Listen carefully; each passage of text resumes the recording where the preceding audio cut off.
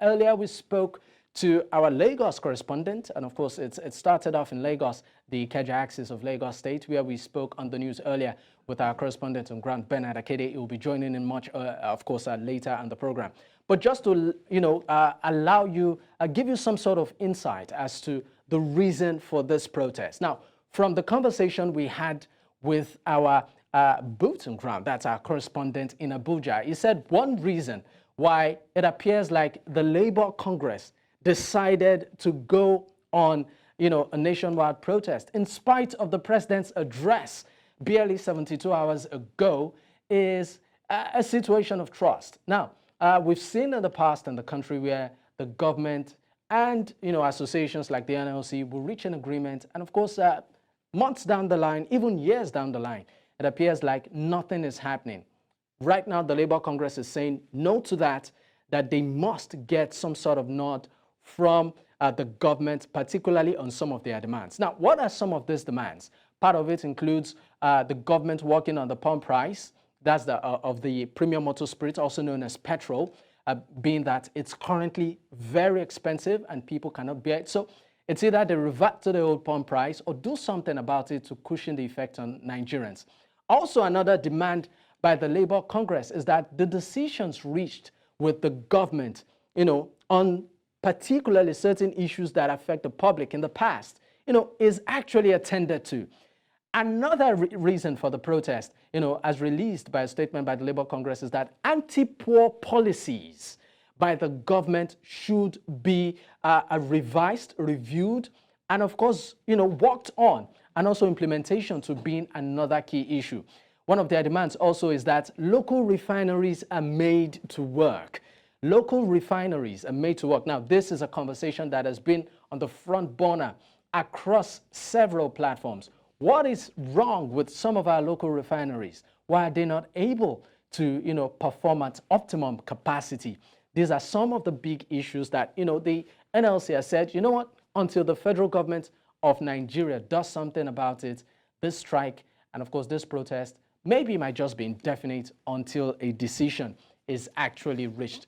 There on your screen, you can actually see live footage there from parts of Nigeria concerning the protest happening across Nigeria right now, organized by the Nigerian Labour Congress and its affiliates there. You can see them, in their uniforms. They're the branded uniforms. And of course, you can see the banner also saying in solidarity that the government really needs to sit up, that's the federal government of Nigeria, really needs to sit up and, of course, attend to the demands of Nigerians, making life better for them and, of course, more affordable. I mean, these are some of the issues on the front burner for Nigerians right now. I mean, if you're an average Nigerian on the street, you would agree that mobility to a large extent for those that move around, particularly if you have a vehicle, some would do probably a regular job like the 9 to 5. I will tell you that in certain areas where you would actually see a lot of traffic, it seems like people have parked their cars because of the price of petrol. Also, because we know that transportation is actually one of the lifelines of living in not just in big cities, but across the nation. It has affected the price of food. It has affected even the price of housing. So right now, it's really biting hard on several Nigerians. But the government, the federal government of Nigeria said, you know what? In the president's speech, which happened, of course, barely 72 hours ago, the president said, I am actually attentive to your pains. I am aware. And of course, to that effect, the government actually did reel out some palliatives that, it would start to, of course, roll out to help cushion the effect on Nigerians. I want to go back to some of the things the president of the federal government of the Federal Republic of Nigeria said in his speech. He said, number one, they've been able to save about 1 trillion naira in subsidy money in less than 2 months.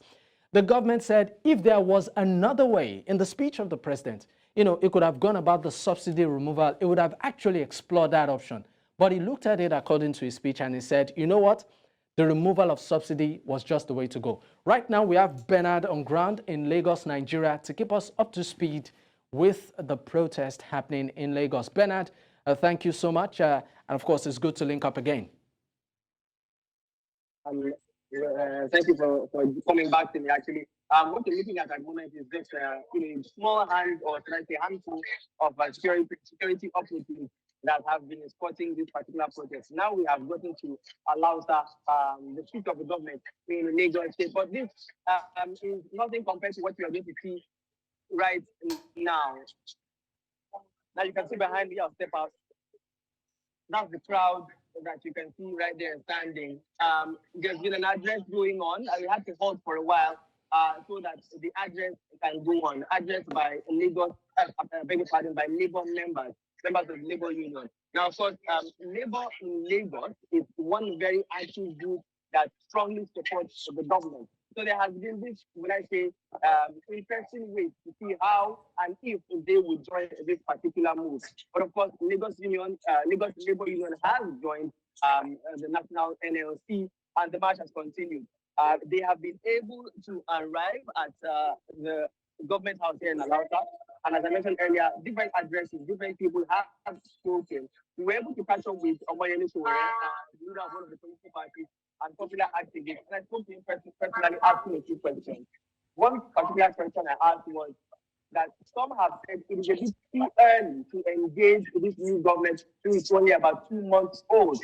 And he said, well, it was not too early for the government to take out petrol subsidy and to bring policies that have stifled Nigeria's economy.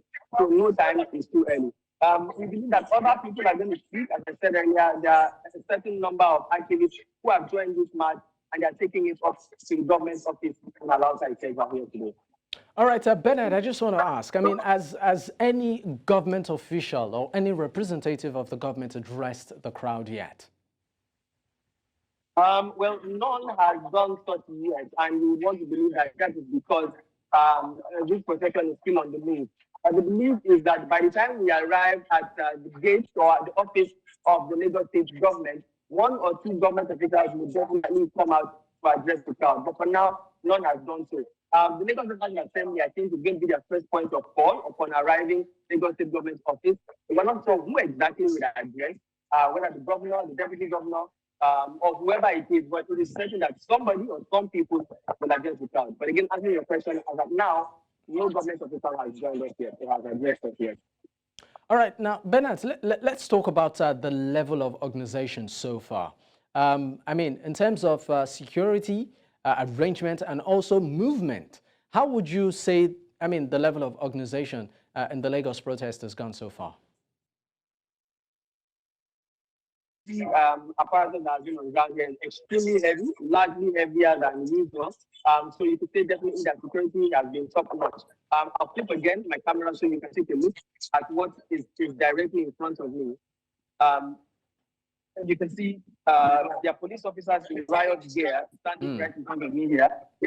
They have lined the entire road, Awolowo Road in Ikeja, I believe that's what this road is called.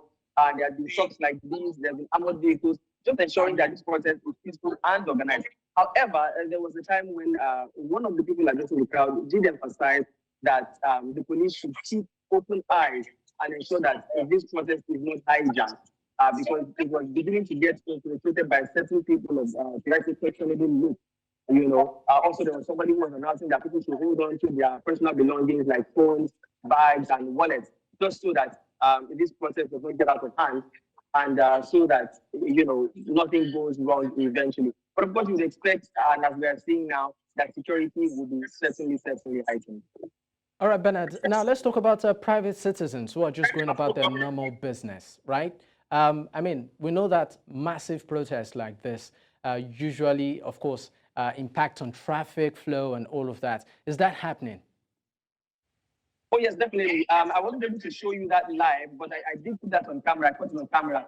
At the intersection, what used to be known as Allen Roundabout, I think you are familiar with Lagos Road and Ikeja, traffic was halted. And now that roundabout has now turned to a four-way intersection. And that entire intersection was shut down for a couple of minutes. So you can expect that traffic coming from Allen or Kwebe, traffic coming down Awolowo Road, going up into Ikeja under bridge from Ita Village, and then the one going, the other way as well. All was total standstill. But of course, security operatives have tried to ensure that this procession moves as swiftly as possible. It's moving slowly, but just to ensure that traffic may be hampered but not completely held down. Because again, today is not a work-free day, so there's still traffic ongoing. People are still supposed to and allowed to go about their daily businesses. So it's imperative, it is very, very important that traffic flow still continues, especially because we know how Lagos roads are. Again, answering your question, yes, it has hampered traffic flow. And for security operatives that are trying to see that traffic flow still moves regardless of how slow it does move. All right. All right, Bernard. I did ask this earlier, but there are also speculations as regards the need for this protest, even after the president did address the nation barely 72 hours, saying that he's aware of the hardship Nigerians are going through, and that, even reeled out palliatives and said that the country has been able to save about ₦1 trillion in 2 months since the removal of the subsidy. Do you think, that this protest is actually necessary? Well, I wouldn't say whether I think the process is necessary or not, but what I can say definitely is that this was inevitable. At some point, we all knew that the people were going to rise. In what form or manner they would rise, we were not sure, but we knew that this was going to happen at some point. Petrol prices rose from 185 naira per liter to 488 per liter, and now to 570 per liter. Of course, this is a country that literally and figuratively runs on PMS, premium motor spirits, as we know, petrol. So once there is a fluctuation in the price, it affects everything. Affects small and medium scale businesses, affects transporters, affects food. It was only a matter of time for me before this was going to happen. And then, of course, again, answering your question, whether it was needed or not, this is the question that I think will be answered by Nigerians in different ways. There are those who believe that this was not necessary because petrol subsidy was going to, go eventually or not. There are those who still think it was necessary because the issue is not just about removal of petrol subsidy, it's also about the removal of corruption that surrounds petrol subsidy, corruption that surrounds importation and exportation of petrol, corruption that surrounds, the functionality or lack of it, depending on how you look at it, of Nigeria's refineries, and then of course surrounding the running of the government. But among the crowd, there are those who also complain about how slow it took the government, how slow it took the government to select its minister, thinking about the president now. Somebody who I spoke to said it would have been expected that immediately the president won the elections, he would have started putting his house together. That has taken a while. So these are things that are being questioned. Again, the names of persons that were selected for ministerial appointments have also been a topic of discussion. So if you put all these together, it's a plethora of several things that one can talk about concerning Nigeria. There still are those who are questioning whether or not Nigeria should concern themselves with the recent coup in Niger Republic. So many things have been mentioned today within this crowd that I have been trading for the past 1 hour. So you can hear from the background again somebody mentioning Nigerians living in extreme poverty, being no joke. So again, there's so many topics that have arisen today and the past 2 months that will be talked about and that have made this particular profession necessary today. Whether this procession will continue, whether it will bring up any solutions, whether the government will listen to this procession, whether the government will, or the president will change his mind concerning certain things that he has said, like the palliative measures, whether petrol prices will change again, it all remains to be seen. But definitely there are those who believe that this procession, this protest was necessary. Some people believe it was long overdue. All right, Bernard, just quickly before I let you know, very briefly, anything out of the ordinary so far? Out of the ordinary, well, I think really interesting things I've been able to see are journalists, reporters trying to get the best shots, some climbing poles, some climbing trees, climbing cement blocks and standing on vehicles, police operatives dressed in unusual outfits that we only see during a riot and protest. And then, of course, we are in the era of social media, people trying to make the best of the videos and go online, post, share on different platforms just to show that they are around the area, that they are here. Besides that, nothing has gone out of time. We hope and pray that nothing goes out of time today. All right, thank you so much for your time, Bernard. Thank you for having me.